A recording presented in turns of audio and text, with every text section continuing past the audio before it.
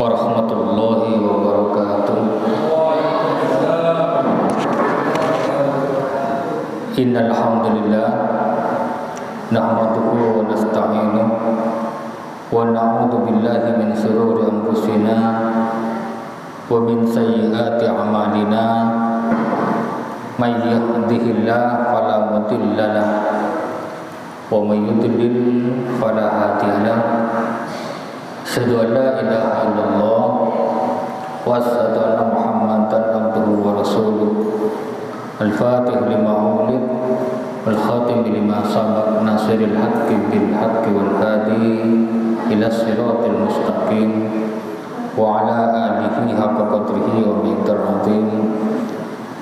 Para jamaah Masjid Darul Khair wabil khusus jamaah salat maghrib rahimahullah. Alhamdulillah kita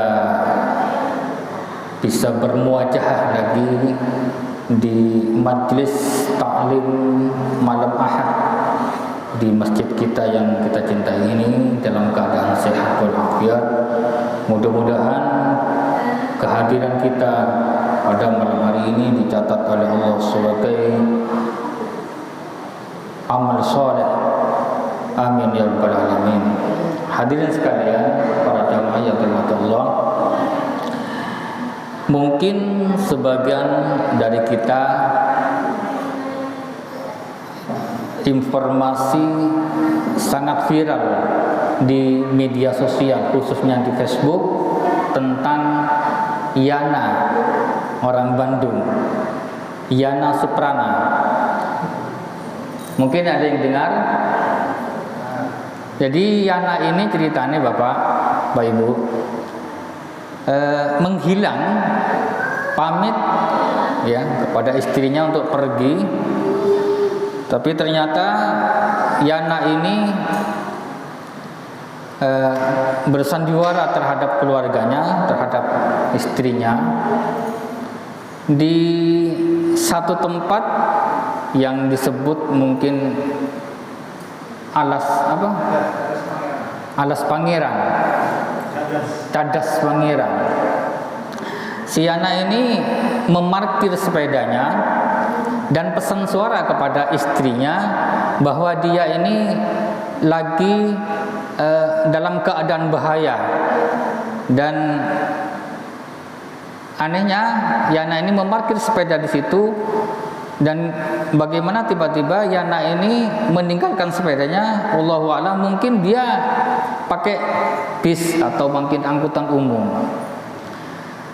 Di dalam pesan suaranya dia seakan-akan dianiaya oleh seseorang dan dibunuh, mau dibunuh. Sehingga beberapa hari kemudian terhadap pesan ini si keluarga Yana, istrinya itu melapor kepada aparat polisi. Maka sebagai aparat kepolisian mereka melaksanakan tugas olah TKP, Pak.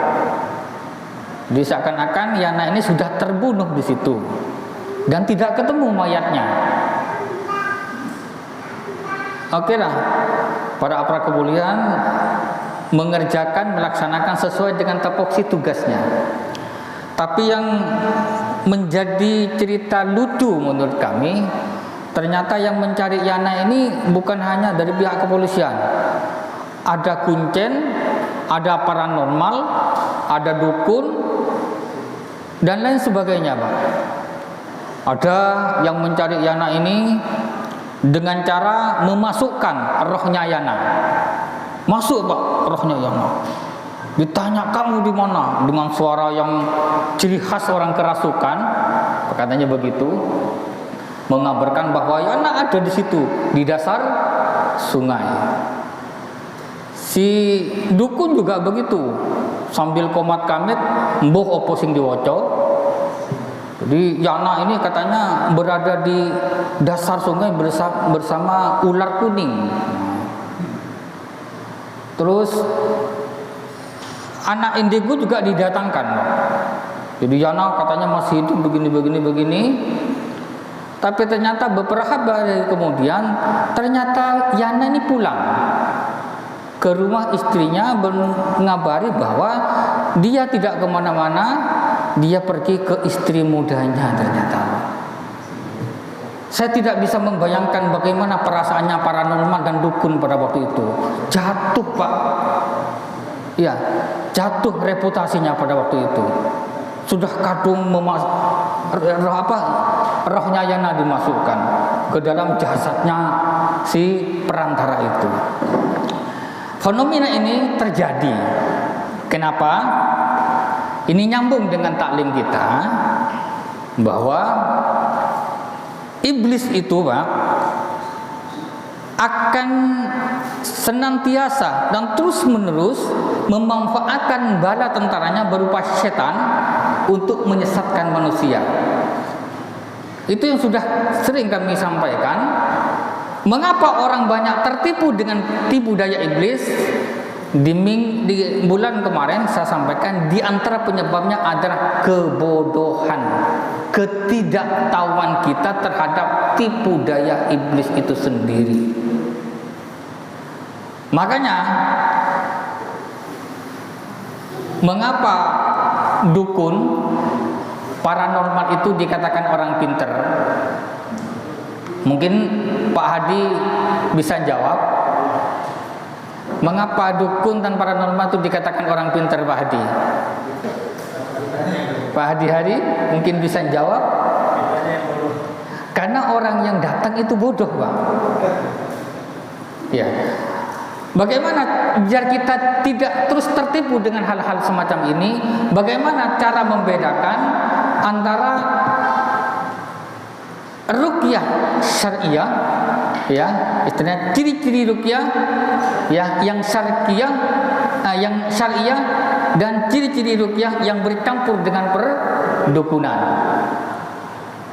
Ya, insyaallah mudah-mudahan bisa nutut. Memang dewasa ini banyak praktek perdukunan yang mengaku praktek ruqyah sesuai dengan tuntunan Rasulullah. Ini akhir-akhir ini, Pak. Penampilannya enggak kalah, Pak, seperti ustadz, seperti kiai, dubahan. Padahal kegiatan perdukunan yang dia lakukan itu mengandung, sekali lagi, mengandung kesyirikan. Masyarakat awam kadang banyak yang tertipu karena kurang pengetahuan tentang yang mana ruqyah syariah, yang mana ruqyah syirkiyah. Maka ada beberapa yang perlu saya sampaikan biar kita ini tidak terjebak di lubang yang sama, tidak terjebak di kejadian yang sama, biar kasus-kasus Yana ini tidak terjadi lagi, Pak. Apa ciri-cirinya? Ciri-ciri dukun atau ciri-ciri ruqyah syirkiyah. Pertama adalah biasanya orang yang akan meruqyah itu atau anggaplah dukun itu membutuhkan informasi tentang pasien atau kliennya dengan menanyakan siapa namanya dan siapa nama ibunya. Jadi maksudnya begini, Pak. Kalau hanya bertanya namanya dia dengan nama ibunya sekedar untuk kenal, tidak masalah. Tapi lain cara ibunya siapa ditulis. Ikut di antara ciri-cirinya bahwa itu praktek perdukunan. Sampai datang ke, mungkin ada keperluan, ya, ada yang sakit ini, jadi di detail namanya siapa, namanya kamu siapa, bin siapa, dan nama orang tuamu atau nama ibunya. Itu ciri pertama dari praktek perdukunan, dan masih banyak. Jadi sekali lagi, kita tidak boleh memvonis orang itu musyrik, tapi kita hanya memberikan tanda-tanda bahwa ada praktek-praktek yang mengandung kesyirikan. Dan kalau kita tidak hati-hati, bisa jadi kita terjebak dalam hal-hal itu. Yang kedua, menanyakan hari lahir dan pasarannya. Jadi kalau panjenengan betul-betul ingin ruqyah syariah, tidak butuh, Pak, data-data itu gak butuh. Sudah, Mas Faisal mau rukyah misalnya, siapa namanya Mas Faisal, sebagai perkenalkan saja. Sudah. Apa kendala, apa istilahnya, keluhannya apa, ditanya. Ya sudah, keluhannya ditangani Pak dengan cara-cara yang syariah. Biasanya Pak, lengkap dengan pasarannya. Itu kalau yang kedukunan, baik itu kliwon, paing. Bukan berarti kita mempercayai kliwon itu berbuka, tapi ketika ada pasien yang didetail dengan pasarannya, itu kita perlu hati-hati. Termasuk waktu lahirnya, pagi, apa siang, apa sore. Abakmu nih lahir kapan? Sore apa siang? Jadi kalau betul-betul rukyah itu syariah, nggak butuh itu Pak, nggak butuh. Butuhnya keluhannya apa? Ya bismillah. Kalau nama itu seperti biasanya, langsung ditangani, diedukasi, diajari bagaimana dia, kalau memang dia betul-betul butuhkan pengobatan secara syar'i, dibacakan ayat-ayat suci Al-Qur'an. Ini yang kedua. Sekali lagi, kalau kita sudah bisa tahu, jadi kalau orang tidak tahu, sekali lagi sering terjebak. Yang ketiga, memberikan mantra-mantra, kadang ayat dan doa tertentu untuk membaca mantra, atau membaca simbol-simbol tertentu sebagai pengganti mantranya agar diamalkan secara khusus, di waktu yang khusus, dengan cara yang khusus, dengan hitungan yang khusus.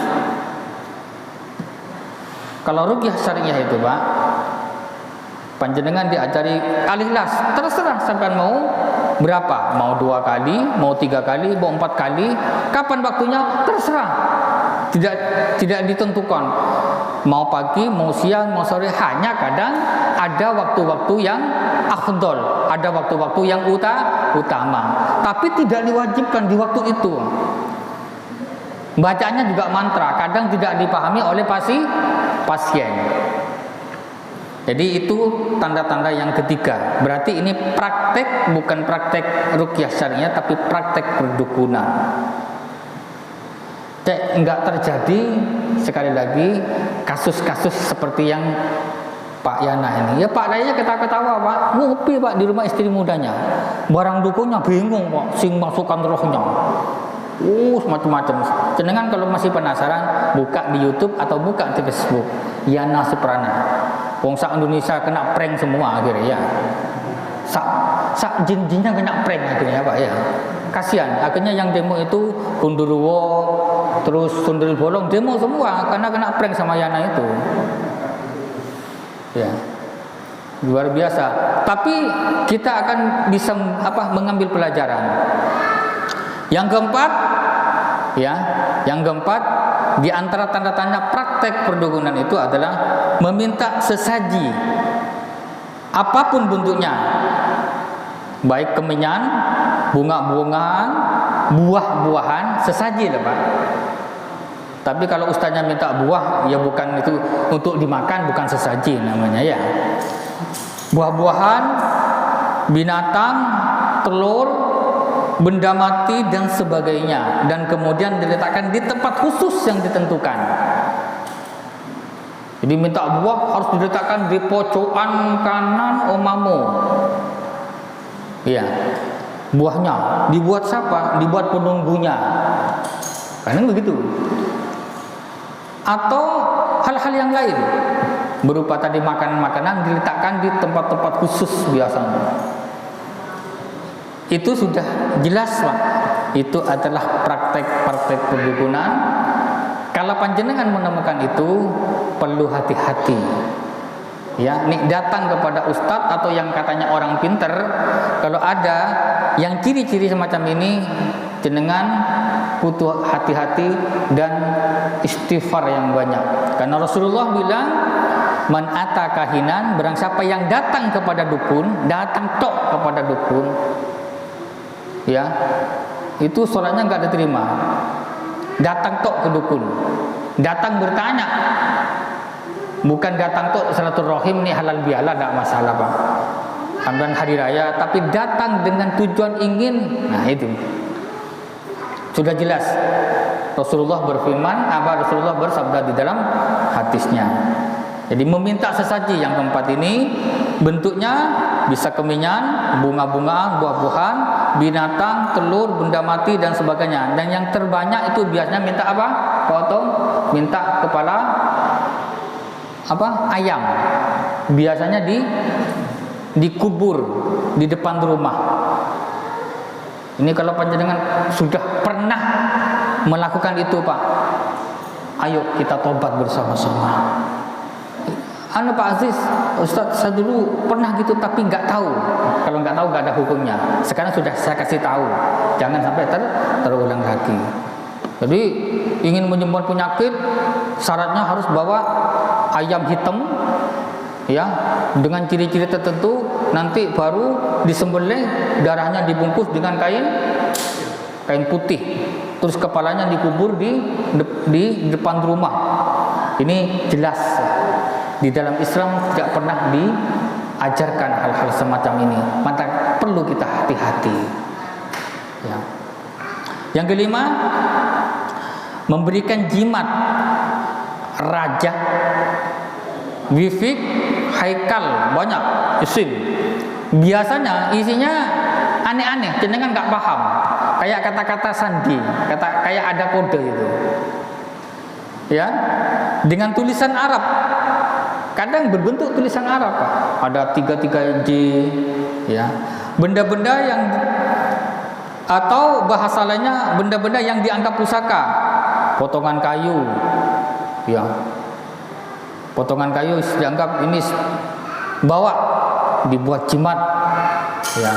Selembar kain, ya, selembar kain atau rajah yang dibungkus rapi, dimasukkan ke dalam ikat pinggang, dompet, atau digantung, ditanam di pojok-pojok rumah dan sebagainya.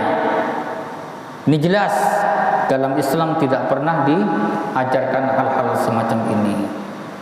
Rajah, jimat, Pak. Kata orang itu jimat itu barang suci di rumah. Masih ada yang punya jimat, Pak? Kalau masih ada yang punya jimat di rumah, udah, Pak, dibuang saja atau dibakar, ya. Karena Al-Quran itu kalau ingin menjadi syifa, Allah sudah berfirman, wa nunazzilu minal Qur'ani ma huwa syifa wa rahmah, bahwa tidak kami turunkan Al-Quran itu sebagai, kecuali diantaranya sebagai penyembuh. Kapan Al-Quran bisa menyembuhkan penyakit? Itu bukan diletakkan di tembok, tapi dibaca, Pak. Karena Al-Quran itu adalah sebagai pembacaan, bukan sebagai hiasan. Kemarin saya pengajian di Bayeman, Ustaz, apakah kalau ada ayat kursi di tembok itu jinnya bisa masuk? Wallahu a'lam, Bu, karena saya belum pernah kenalan dengan jin. Tapi yang jelas bahwa kaligrafi Al-Quran itu bagus, Pak. Tapi belum tentu, ya, belum tentu jin bisa, jin takut, belum tentu, karena jinnya sendiri hafal ayat Al-Quran. Ada yang hafal ayat kursi. Jadi Al-Quran menjadi syifa, menjadi penyembuh itu kalau kita baca. Makanya ayat Al-Quran yang pertama, Iqra bismi rabbikal ladzi khalaq, dibaca. Wa nunazzilu minal Qur'ani ma huwa syifaa'un wa rahmatun lil mu'minin wa la yaziduz zalimina illa khasara. Ada cerita seorang ustadz diundang oleh orang yang kaya, diundang untuk ceramah ngaji di rumahnya si orang kaya ini. Setelah ngaji, ternyata si tuan rumah itu ada uang yang kececer, Pak, di dalam amplop sebesar 1 juta. Karena ini takut diambil orang, maka sudah diamankan sama si ustadz tadi. Pulanglah ustadz itu tadi ke rumahnya. Ternyata baru sadar bahwa si tuan rumah ini kehilangan uang 1 juta. dan dicari nggak dapat, nggak ketemu. Akhirnya menyimpulkan bahwa yang mencuri uang 1 juta itu adalah si ustadz yang tadi datang ke rumahnya. Akhirnya ustadz ini gak tahu diundang pengajian lagi, dan jarang ditelepon. Setelah sekian lama, ustadz ini diundang lagi pengajian oleh si orang kaya tadi. Akhirnya ketika sudah mengisi pengajian tugas, si tuan rumah matur kepada Kiai, Pak Kiai, Pak Ustadz, sampean tahu enggak kenapa saya tidak pernah mengundang panjenengan sekarang? Baru sekarang saya mengundang lagi. Tidak, karena saya kecewa dengan Ustadz. Karena apa yang diucapkan oleh Ustadz itu tidak sesuai faktanya dengan apa yang sampean lakukan. Loh, ada apa Ibu? Enggak paham. Saya dulu ketika pengajian beberapa bulan yang lalu, saya ada uang di kursi dan uang itu hilang, dan tidak ada orang lain kecuali Ustadz yang ada di sini. Saya yakin Ustadz yang mengambil. Akhirnya kami sekeluarga marah sama Ustadz. Ternyata Ustadz itu adalah hanya pinter berbicara tapi tidak bisa melakukan. Ustadznya senyum, Ibu, mohon maaf, saya waktu itu memang mendapatkan amplop dan saya tidak tahu isinya. Dan amplop itu biar saya amankan, Bu. Saya letakkan di mana? Ternyata diletakkan di bawah Al-Qur'an. Di bawah Al-Qur'an. Kaget, Pak. Si tuan rumah tadi, dia malu. Kenapa? Itu kesimpulannya bahwa selama beberapa bulan Ustadz itu nggak datang ke sini, bahwa si ibu ini tidak pernah baca Al-Qur'an. Uangnya ada di bawahnya Al-Qur'an. Berarti Al-Qur'an itu nggak pernah disentuh. Al-Qur'an itu nggak pernah dipegang. Padahal uangnya ada di situ. Malu, langsung dia minta maaf kepada Ustadz tadi.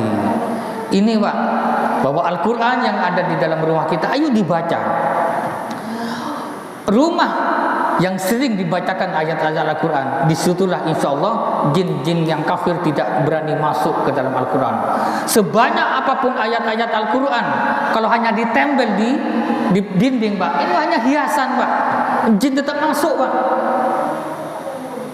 Jadi yang jin kafir itu tidak berani masuk kalau aura-auranya itu positif. Banyak sholat sunnah di sana, sholat tahajud di rumah, banyak baca sholat Al-Quran. Kalau kita juga ada anak kita, ajak istri kita untuk sama-sama baca Al-Quran, maka timbul aura-aura positif yang ada di rumah. Maka jin-jin yang kafir itu gak berani masuk. Sekali lagi, Al-Quran akan menjadi penyembuh, bukan ditulis di kertas, tapi dibaca sekali lagi, Pak. Jadi hati-hati. Itulah diantaranya bahwa praktek-praktek perdukunan itu adalah tadi memberikan jimat atau rajah. Pernah lihat rajah, Pak? Ada jin, ada 3, semacam-macam gitu. Ya. Itu dalam sebuah riwayat dikatakan, Ustaz saya bilang itu diantaranya, diantara raja-raja itu adalah malah sandi untuk memanggil jin. Sandi, Pak, password. Iya. Jadi bisa jadi jimat yang kita pegang itu kalau isinya raja itu hanya password, malah jinnya juga ada di situ. Makanya banyak para ruqyah itu ketika membakar itu langsung meledak. Ya. Yang keenam, ya, di antara ciri-ciri praktek ya perdukunan, memberi informasi gaib tentang keberadaan makhluk gaib dan dengan ciri-cirinya atau karakternya, atau menerawang barang yang hilang dan orang yang kabur. Nah, seperti itu, yana diterawang. Ada di dasar laut. Ini. Jadi menerawang. Orang yang betul-betul ruqyah syariah tidak bisa melihat, nggak bisa menerawang, ya. Jadi memberikan informasi gaib tentang keberadaan makhluk. Oh, makhluk harusnya ada di sana, ada di pojokan dekatnya pohon rambutan misalnya gitu. Nggak ada. Orang yang betul-betul dia melakukan praktek ruqyah yang benar sesuai dengan syariat tidak tahu tentang keberadaan makhluk itu. tapi hanya bisa merasakan auranya. Bisa merasakan auranya. Maka jangan percaya, Pak. Itu ada praktek pendukunan mendatangkan rohnya Pak Soekarno.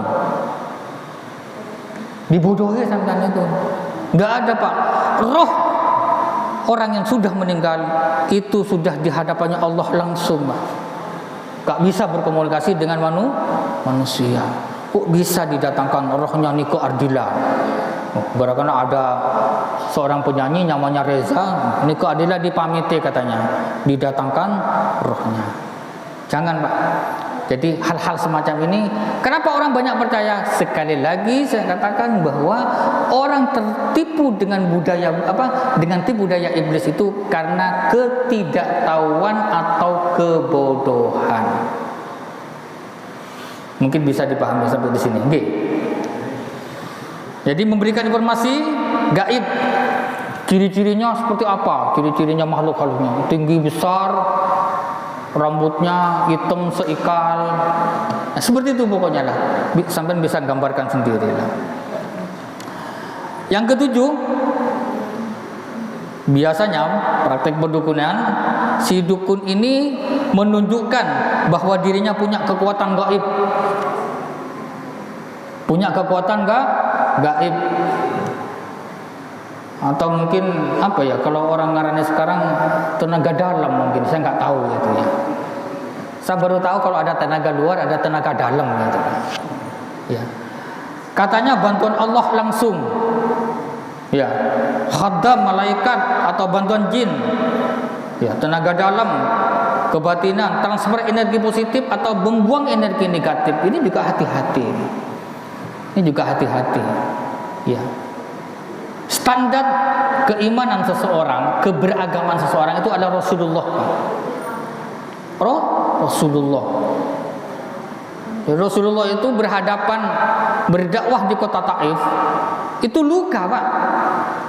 Luka dia karena dilempar oleh masyarakat Taif. Itu menandakan bahwa Rasulullah itu juga manusia seperti kita, Pak. Kenapa kok Rasulullah tidak melawan pakai tenaga dalam misalkan? Kan dia orang terdekat, beliau kan manusia terdekat dengan Allah, Pak. Terdekat dengan Allah. Bisa aja minta kepada Allah pakai tenaga dalam, disemburkan gitu kan begitu. Tapi tidak. Tapi malaikat malah menawarkan bantuan. Tapi Rasulullah menolak bantuan itu, hanya berdoa kepada Allah, Allahumma hdi qaumi fa innahum la ya'lamun. Jadi kata Rasulullah, mereka tidak tahu, maka berilah mereka petunjuk, mereka hidayah, berikan masyarakat Taif hidayat, karena mereka sebenarnya tidak tahu tentang dakwah ini. Jadi begitu. Jadi Rasulullah itu di dalam Al-Quran menegaskan, bahkan sama Allah disuruh katakan Muhammad, kul innama ana basyarun mitlukum yuha ilayya annama ilahukum ilahu wahid. Katakan Muhammad kepada umatmu, engkau itu adalah manusia biasa. Di ayat yang lain, katakan Muhammad, engkau adalah manusia yang makan, minum, berjalan-jalan di pasar, mengantarkan istri ke pasar, sebagai sebuah informasi bahwa engkau ini adalah manusia, bukan malaikat. Khawatir, kenapa, Pak? Khawatir umat Islam pada waktu itu menyembah Nabi Muhammad sebagaimana umat terdahulu menyembah Nabi Isa. Tapi sampai bolak-balik mengatakan engkau adalah manusia biasa seperti kita ini. Hanya bedanya beliau adalah diberikan wahyu oleh Allah dan diberikan risalah untuk menyampaikan ajaran tauhid. Luka, Pak. Itulah Rasulullah. Seharusnya kan Rasulullah ketika perang, beliau juga pakai rompi anti perang, Pak. Seharusnya kan nggak usah sebagai Rasul, pakai tenaga dalam Pak Semari, langsung disembur, Pak. Buyar kapal orang Quraisy. Enggak, Rasulullah pakai rompi. Ingin menunjukkan saya ini manusia, kata Allah. Jadi ikhtiar saya untuk menyelamatkan dari perang itu pakai rompi besi. Sama dengan juga pakai pedang, Pak. Enggak pakai apa ya? Enggak pakai jimat apa pura-pura langsung serang seret, enggak langsung. Jadi standar keberagamaan kita sebagai orang Islam itu adalah Rasulullah sallallahu alaihi wasallam. Yang selanjutnya adalah diantaranya praktek-praktek perdukunan adalah tatoyur, menghubungkan. Tatoyur itu menghubungkan peristiwa atau fenomena alam ya dengan nasib baik atau buruk seseorang. Ya, tatoyur itu percaya menghubung-hubungkan sebuah peristiwa atau fenomena alam dengan nasib baik atau buruk seseorang. Misalkan, itu kok cerai kenapa? Oh itu waktu nikah itu harinya kurang baik. Jangan dihubungkan, cerai saja, itu takdir Allah sudah Pak, nggak ada hubungannya dengan hari, nggak ada hubungannya.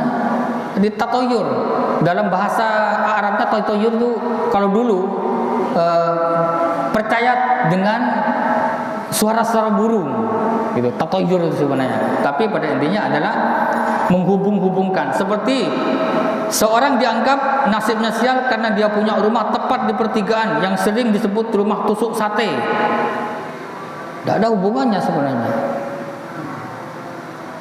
Atau ada kuburan bayi.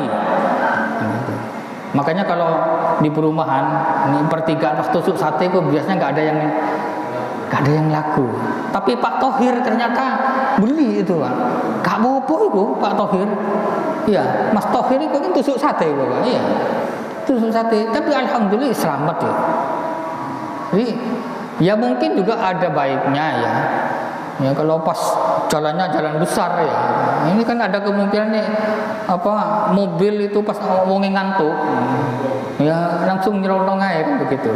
Tapi kan lihat tempatnya juga. Kalau di perumahan ya seperti itu ya. Jadi seperti itu biasanya. Biasanya orang-orang yang tidak percaya itu sering cari rumah-rumah yang tusuk sate biar murah. Biasanya begitu. Cek murah. Nah ini kita ini kadang nggak mau. Ya, tidak mau. Terus orang tusuk sate itu diantaranya memang kecuali begini Pak, kepercayaan kalau tusuk sate itu kan orang yang jalan itu kan langsung bisa melihat ya. Apalagi nggak ada tabirnya, langsung bisa melihat apa yang ada di dalam. Seperti itu biasanya. Tapi kalau dihubung-hubungkan, nggak usah juga.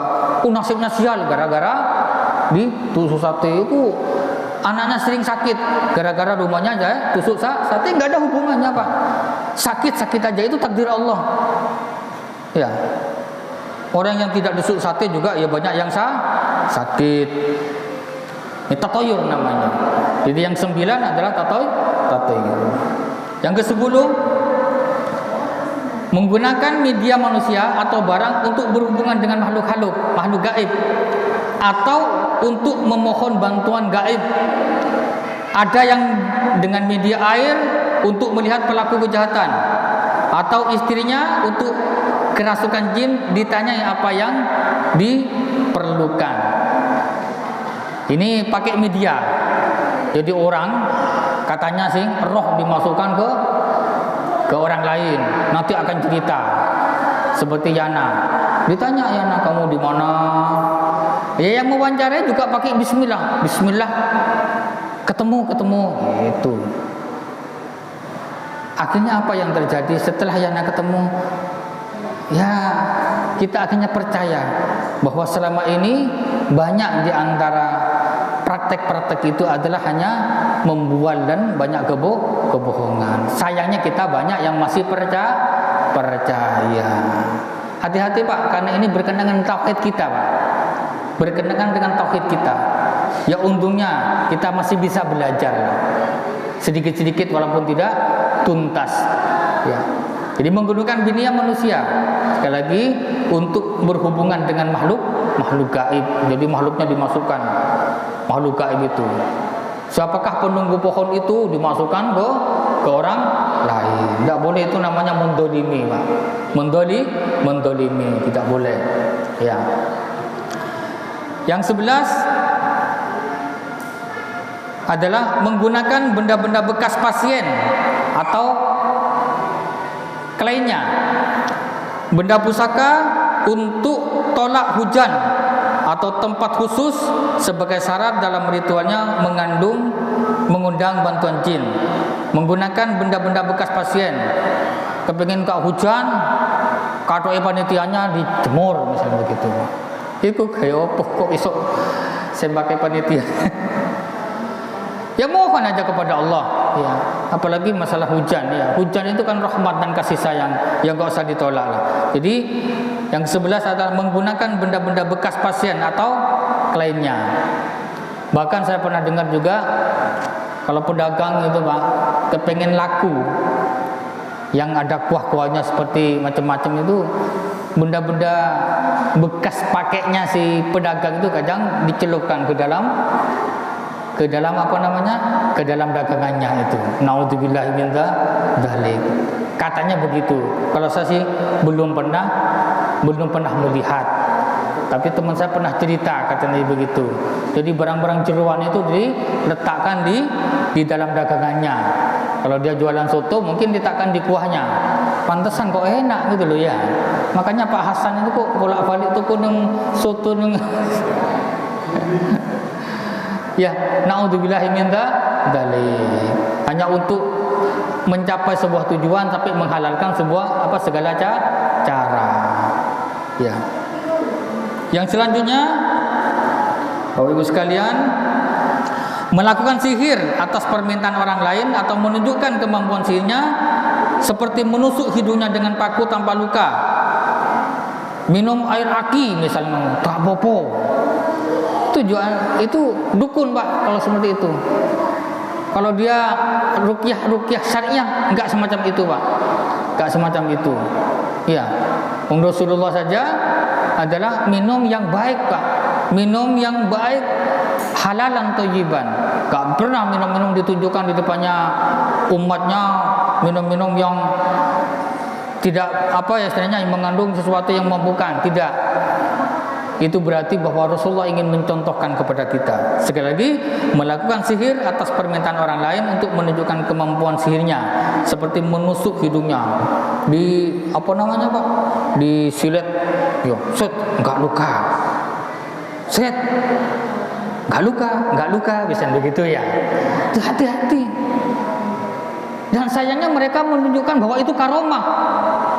Karomah itu tidak ditunjukkan kepada orang lain, Pak. Karomah itu adalah pemberian Allah yang tidak dipamerkan. Kalau dipamerkan itu bukan karomah namanya, itu bantuan jin. Ya, karomah itu orang enggak dengar. Bahkan orang tersebut kalau dapat karomah dari Allah, itu tidak merasa kalau dia dapat karomah, tapi orang lain yang merasakan, Pak. Tapi kalau sudah mengaku ini karomah dari Allah, itu bualan, itu bohong besar, itu hoax. Jangan dipercaya.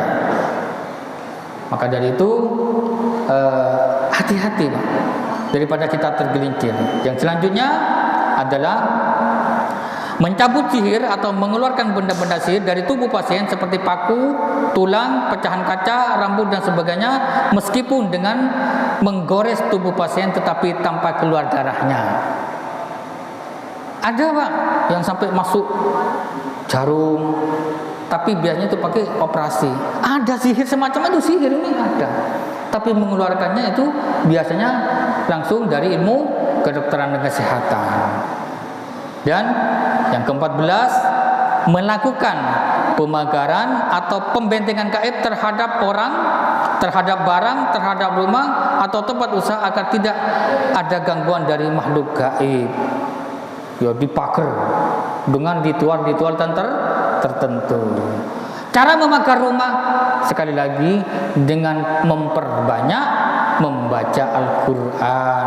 Perbanyak hataman di situ, Pak. Hataman Al-Quran tidak apa-apa, bagus itu. Itu cara memagar rumah. Tapi nggak usah dengan ritual-ritual tertentu yang tidak ada tuntunan dari syariat. Bagaimana biar kita nanti bisa mempraktekkan praktek-praktek ruqyah syariah ini, insya Allah di bulan yang akan datang Mudah-mudahan Allah memberikan keberkahan untuk umur kita. Saya akan jelaskan sekali lagi. Kalau ini adalah praktek-praktek yang kemungkinan kita sebut dengan praktek-praktek perdukunan. Tentunya kita memohon kepada Allah, mudah-mudahan kita dihindari dengan praktek-praktek syirkiyah. Amin ya rabbal alamin. A'udzubillahi minasyaitonir rajim. Bismillahirrahmanirrahim. Alhamdulillahirabbil alamin. Allahumma shalli wa sallim ala sayyidina Muhammadin wa ala alihi wa sahbihi ajma'in. Allahumma inna na'udzubika min ilmin la yanfa' wa qalbin la yasha' wa du'ain la yasma' wa amalin la yurfa'. Rabbana ighfir lana wa li walidayna warhamhuma kama rabbayana shaghira. Rabbana hab lana min azwajina wa dhurriyyatina qurrata a'yun waj'alna lil muttaqina imama. Rabbana atina fid dunya hasanah wa fil akhirati hasanah wa qina adzabannar. Subhana rabbika rabbil izzati amma yasifun. Wassalamu alal mursalin walhamdulillahi rabbil alamin. Demikian yang boleh kami sampaikan. Allah Maha mengetahui dari apa yang kita tidak ketahui. Wallahul muwaffiq ila aqwamit thoriq. Wassalamualaikum warahmatullahi wabarakatuh.